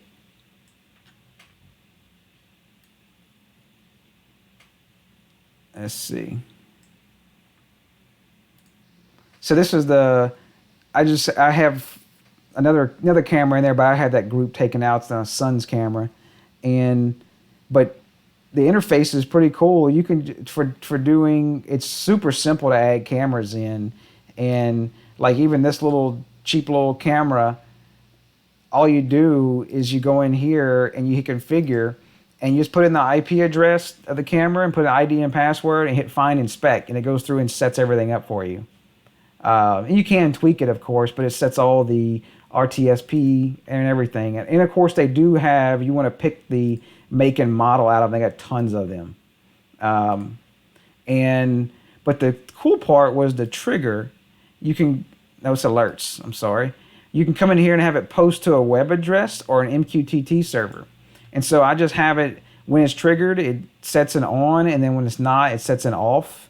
And I'll probably do different things with those in NodeRed or, like I said, Home Assistant. And you can have all kind of stuff happen.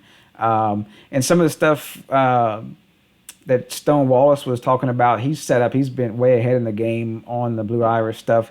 You can actually clone a camera with kind of like two cameras together, but it makes it smaller, where you can say, like he was giving an example of this camera here, and you can actually say when someone walks from this area to say this area here, then you could, like kind of like a line crossing, you could actually set it to say, send me a message or do something because they've crossed that line, say walking to the front door. So that's things I'm wanting to do. And it runs pretty good. The CPU, it does use the GPU encoding and decoding.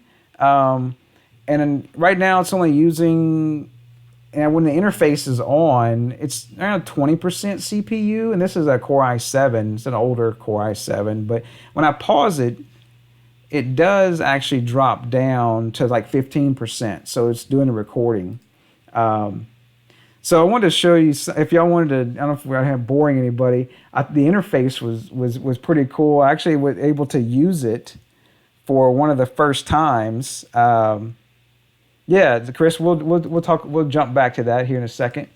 Let me pull up the interface right quick. I went to the grocery store earlier before the live stream, and there was a ball in the yard, and I wanted to go see. And sometimes it's a pain with some different camera software to. Let's see. I'm trying to find this. This one's a little better. Try to find the exact moment when something happened, and it was just so much easier. And this is all through their little web GUI, and it's super simple. And so what I did is went to here. This camera got a little noise. It's the older Hikvision, but I went to alerts and waited for the alert. And I was looking at the times we were out.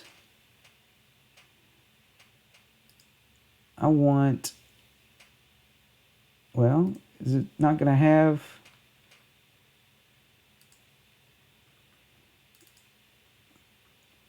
Couldn't open media source. Okay.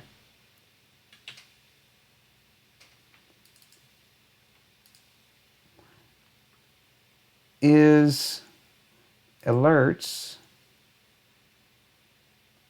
all recent, and that's going to be today and today, right?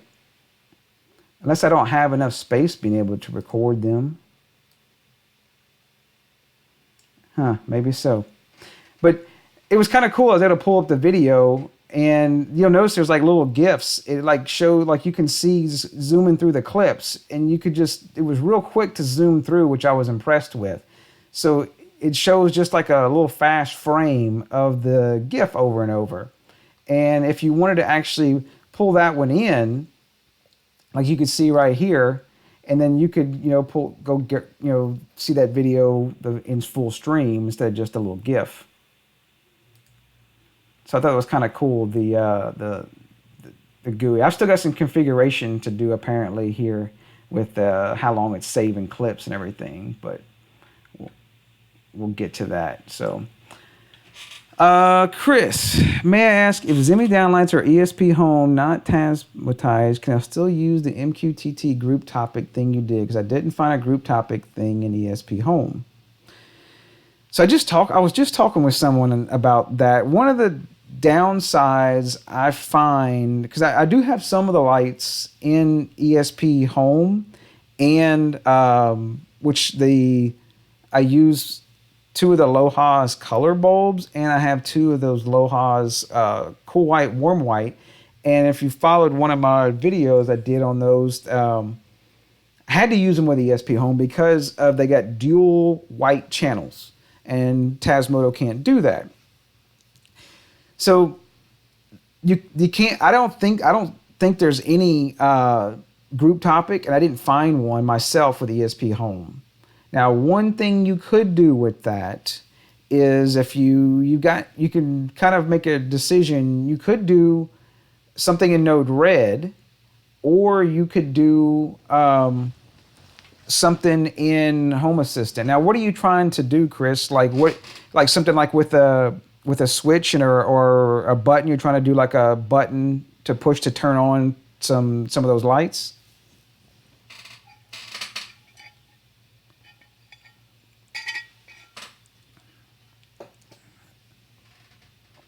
We always talk. Wait on the delay, right? And I'm still trying to figure out what's going on with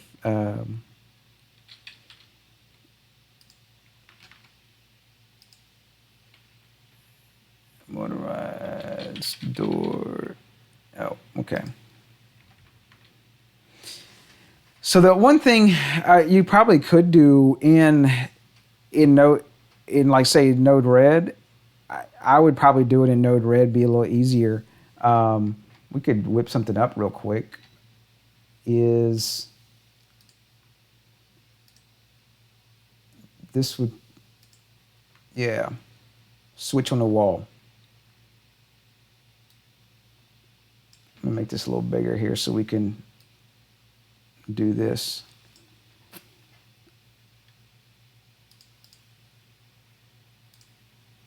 So what I would do is, based on what you learned earlier when we did the plug with the long press and short press, post a MQTT topic of, it could be, super switch press, whatever you were doing for your rules, right? And we'll stick with the state 2 and the state 3, which is what we were doing, that passing that payload over. And if I'm going too much on this, let me know. And we can always take this, you can hit me up on Discord or something too, and kind of give you a help out with it. But we'll do that press and say that the switch is gonna automatically send to super switch / press topic, and it's gonna send a 2 or the 3 based on if it's a long press or a short press. So now we need to figure out, and of course you could do this in automations in Home Assistant, but I would be Googling and copying and pasting and everything, and I can do it easier in NodeRed. It's just easier for me to visualize. So the topic is going to be the payload. We'll do the 2, and we'll do as a number. It should, string will probably do as well. You can try, if it doesn't work, change it. And then we'll do as a 3 as a number. Well, hell, let's just do this. We still have this switch up, right? Let's not do anything fake. Let's do rule 1 on switch 1 state do publish. And it is case sensitive. Super switch press is, I think, what I did, right? Super switch / press. And drink some more beer or something, right? Value end on. Okay, so, and I don't think y'all guys need to see me pushing the button, but you can see I'm pushing it one time, and then long pressing, and it's doing the 3. So there's the 2 and the 3. And so what we've done here is we've said, hey, when it's a 2 or a 3, I want to come out of this way. If you highlight over it, you can see it says equals 2. And then you can see this one says equals 3. So what we can do also, we like to see things, because NodeRed's all about visualization, is drag you up a debug node. And if I'm going too quick, if you got any questions, stop me. And I'll connect it here, and I'll turn on the node status. And what this node status does is it shows right below it, because otherwise you got to go dig in the little bug tab up here to the right. So now, it's not going to do anything yet, but see the 2? If you can see on the video, it's really small right underneath. There's the 2. It's mobile users, may be hard to see if you're on a smaller screen. And then if I long press, it'll change to a 3. So we know that that's actually working, and so the message comes in, and then it goes here. Well, it's also sending it down to here. This is making a decision to 2 or 3. So now, if we want to do a light, we'll scroll, and yours may be in a different order, and you can do a filter. I'm actually going to go down to, because you're talking about using an ESP home, I'm assuming in ESP home you're using the API, so you can't talk to it with MQTT directly. And this is one of the things that I talk about, the way, and like I say, my way is not always the best way, it's just the way that I like to do things, is I do use ESP home, but I don't use the API, I use MQTT. So at this point, I could, since I'm using MQTT with ESP home, I could post an MQTT packet straight to that ESP home device. And it doesn't matter if it's configured, or even it doesn't matter if Home Assistant's even working. So it's kind of if I had to draw out my home automation, like picture, you would see MQTT is in the middle, and then NodeRed's a piece of it, then Home Assistant's off to the side, etc. So, but we're going to make a pass through it through Home Assistant, because you're probably using API. And you could do it through MQTT as well. So what we'll do is we'll do a call service,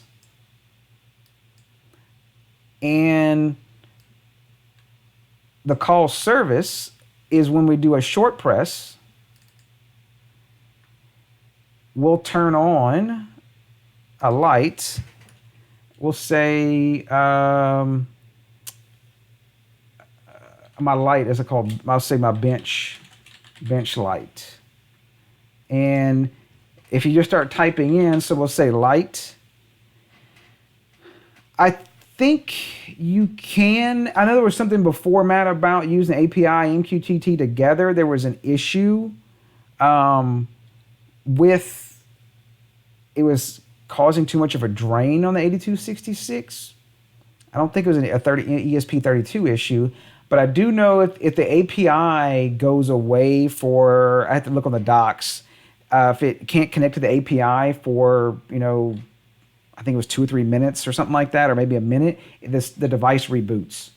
So I know that's an API thing. So I haven't tried using both recently. So we'll do domain is going to be light, and then the service is we'll do a toggle of, I don't know if it's, I think I have it as switch. Oh, look, I can't do that. I got to do domain switch. And it's going to be bench alpha is my light right here. And I will turn on this so y'all can see it. Let's see. Hold up. The down camera.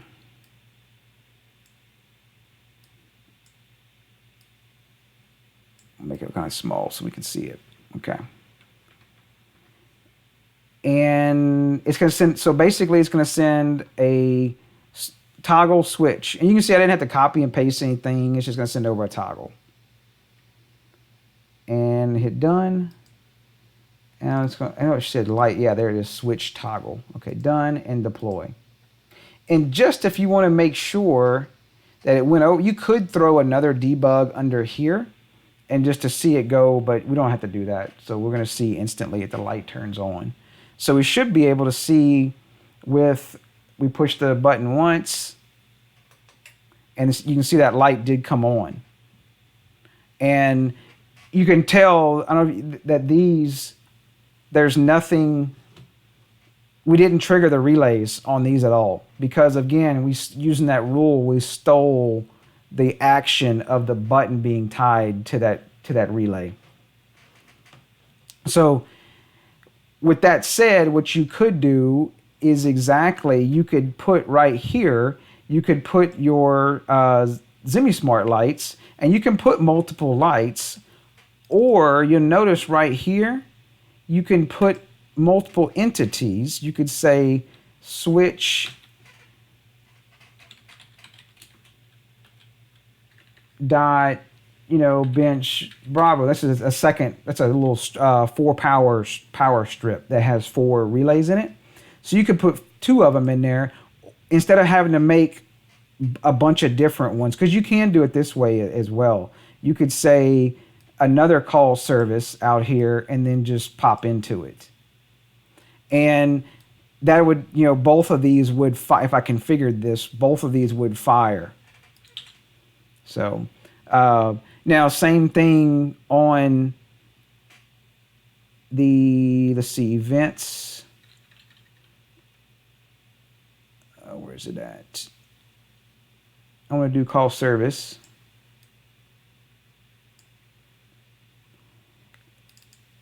We could do one of my lights above me. A long press is, you could actually change it to a different color. Bench, if I can type, bench right down red. And that's going to be light dot, the domain, and then the service is light dot, no. I'm going to say we'll do a turn on, and then light dot bench. Now this is a good example here, Chris, is I've got above me right now, or which I don't have a camera I could spin up there and show without making a huge mess. I've got 3 ZemiSmart downlights right above me. And in that smart light control video, I showed how you had 3 separate ones, and then I did a light in Home Assistant itself. So you can actually see, and now it's exposed in NodeRed. There's bench down left, there's a middle, and there's a right, and then I have down lights. And just to show you actually in Home Assistant itself, I can find which Home Assistant it is, my production one. You can actually see we have bench down lights. This is the left, the middle, and then the right. And I don't know if you can tell, maybe the lighting is probably changing on my head and stuff. But now, of course, the down lights will do them all at once, just like I've showed in that smart control video. So, of course, you want to make them all red at once, and you can make them all blue at once, etc. So,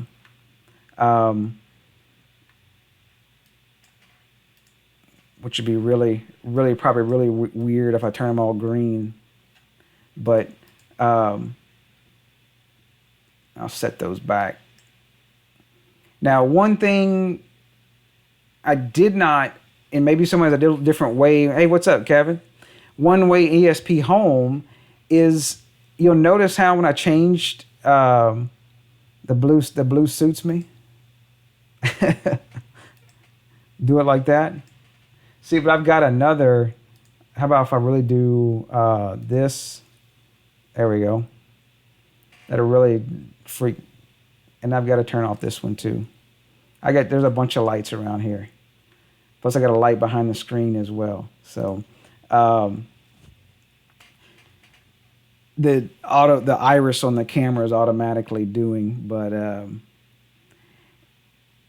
I probably just messed up all my lights and everything. But one thing in an ESP home, maybe if somebody's got an automation they could do in ESP home, is you'll notice in Tasmota, once you set the white value, it actually turns off all the RGB channels and just keeps the, no, there's no problem, Sean. It turns off the RGB side of things. And now in ESP home, we were just talking about that with someone else before the stream, is that whenever they hit the white value, it still keeps the red, blue, or green channels on. And sometimes some of these lights and bulbs are not designed to have all those channels run at one time. Like you may have like a 10-watt bulb and you put a little meter on it and you turn on, in ESP home full white, and then you pick a color. You may be pushing that thing up to like 15 watts, which it wasn't designed to. And I have had with some bulbs where they'll just overheat and they'll stop responding totally. They'll still be lit, but they'll just stop being on the Wi-Fi until you unscrew them and let them cool down. So, but we did get kind of switched off on that. But with the cool thing in here is you could do the group of, yeah, exactly, Matt. I got 2 of those LOHAS colors that do that. Is you could hit that group right in here of the downlights. And so that's going to be like your group topic. So that's going to hit all 3 lights above me at one time. If I turn, just say turn on. And if I did go in here and set, which I can never remember the color stuff. So I'm going to go steal one out of here. Here it is here. You're probably wondering, what is all this noise? These are my outside lights that it picks a number 1 to 8, and then it sets a color payload and sends it straight over to the ESP home using MQTT, and it does it for the 2 bulbs, and it picks a random color for each bulb. So the color, I guess it's going to be that's MQTT though, right? Let's just go get one out of here. So the property, the color name, let's just do color name red. So if we do color name red. Oh, I put in the wrong box. And we hit done and deploy. So now it should, when I long press on this switch or button down here, it should pick it up and go to 3, then goes to Home Assistant to the group and sends. I know it's kind of a whole thing, but just bear with me. It should send those lights, and they did turn red. So, which probably looked like I just sat in the tanning booth too long. So, but you can see they actually did all turn red here on the Home Assistant. So that's one way you can do it, which is multiple ways to do that there, Chris. So you could, in your switch, set it for, to pick up, and I'm assuming the switch you're using Tasmota on, but if not, then you would change this part to pick up on the action of that switch. So I know it's kind of a little convoluted thing, but it's a little easy way to do things with NodeRed there. So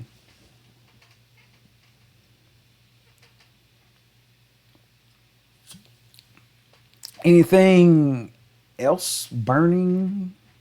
Who was saying, it was Matt, you were asking about, did we ever talk about doing your way of fixing your S31? I don't think we did that. Let me fix my lights back.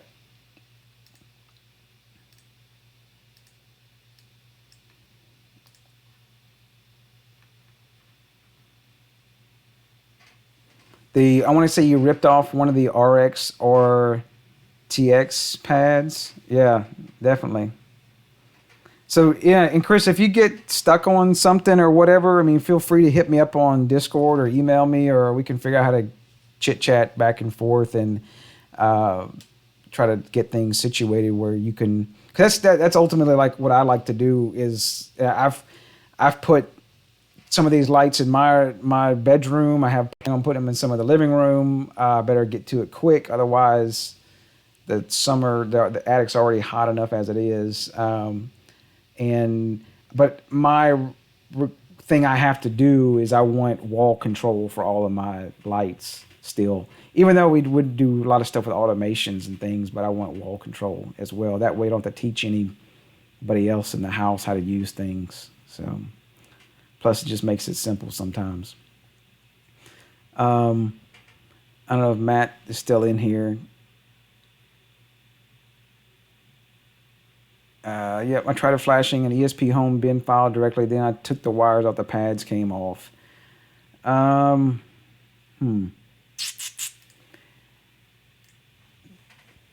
Sonoff S31. Let's do soldering. Look, I don't know if I know that guy with that video on the left there. I'm trying to just find a simple picture.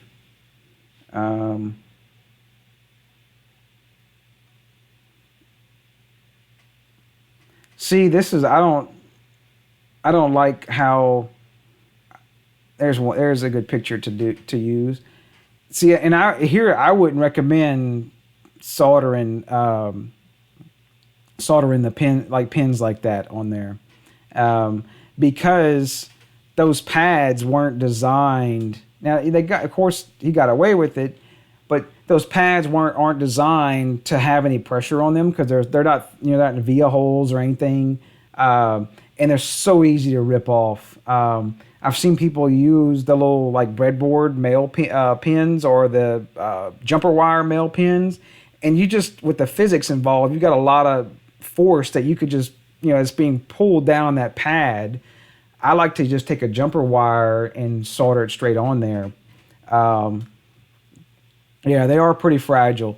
What you could do is, too bad it's not one of the VCCs or grounds. I was talking with someone else. They had messed up on a bulb. They pulled off the VCC pad, and I thought it was kind of genius that right here on this one is the flash chip, and so they actually soldered to one of the pins on the flash chip and fed 3.3 volts that way. I'm trying to see. I'm wondering if one of these would be. I went straight out of the box to compile ESP home bin. Okay.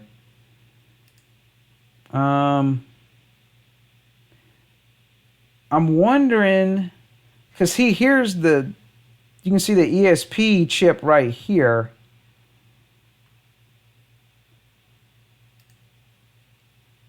He's got some great pictures on here. Yeah, you can see this is the back side of that little daughter board that sticks up. What is this here, I'm wondering? I'm wondering if you... I'll tell you what, I've got another, Matt, and unless somebody beats me to it, I've got another Sonoff S31 I'm not using. And I don't have it in this room right now. What I'll do after this is I'll open it up and see if, and you pulled off, yeah, that's kind of what I'm thinking, is because you don't use this RX and this TX, if I remember right. You use, because there's two RXs and two TXs. I want to say you go 1, 2, 3, then you skip these two, and then there's used as the ground. So what I'll do, I know it's hard for you to do because you don't have the pad anymore, but mine still works. As I can actually, I'll ohm it out and see if we can pick it up off of maybe one of these down here. These probably aren't too bad to solder to, as long as you make sure you don't bridge them. And you should be able to pull those off of there. I'm trying to see what else, because I'm trying to see where the power monitoring chip is at. It's probably on this board, because I think that ties in using, yeah, see here, there's that power monitoring, CSE7766. That's that power monitoring chip on there. So that's probably that chip on the back side, I'm thinking. So I hope that one of these will be able to pull in, and maybe we can find a different spot for you to solder to. That's pretty easy to get to. So I'll pull one of those off and get back with you on that one. That'll work out. Unless you have another Sonoff S31 to play with, then I would do that. But if not, I'll go see what I can ohm out. Maybe we can find another. So which one did you pull off? The RX or the TX? I can look for both, but which one did get pulled off?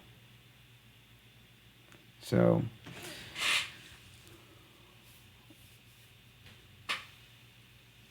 insert the pad. Yeah, very fragile. I'll make sure we didn't miss anybody or miss anything. So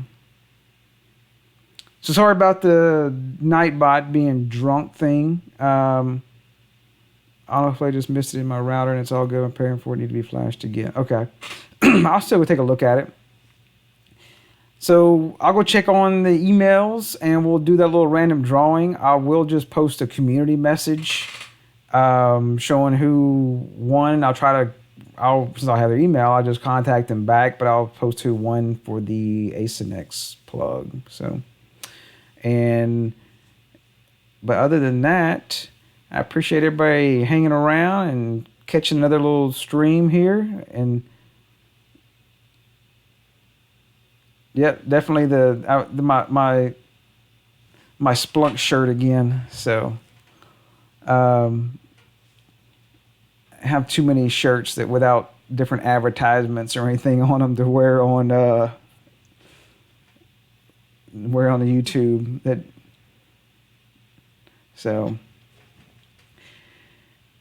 All right, everybody.